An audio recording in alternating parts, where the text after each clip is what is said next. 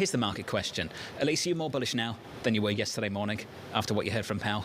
Sure. We were having a lot of conversations about this on our floor yesterday. I think what we learned from the Fed is that we have to start entertaining our bull case a little bit more. But we came into yesterday's decision on the front foot, and we've been, encouraging investors to add back to risk exposure. We have a relatively bullish view on the S&P 500 for the year ahead, and I think this just kind of underwrites our conviction in that call. What's the bull case?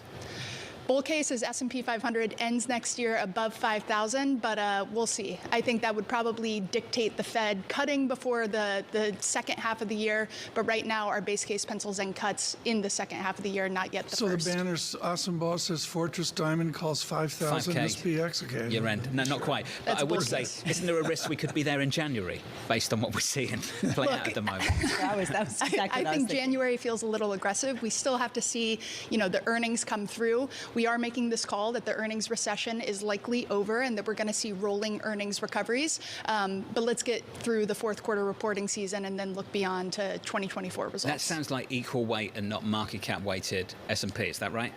We do have conviction in making sure that you have exposure to the other 493 names in the index beyond the Magnificent Seven, but we're constructive on the Magnificent Seven. I mean, these companies are projected to grow earnings north of 20% in 2024, and that is definitely an exposure that we're encouraging investors to hold. What's your conviction when everybody gets out of cash? What's going to happen? We've never been here. $6 trillion in cash. We get under 5% money market fund. What happens?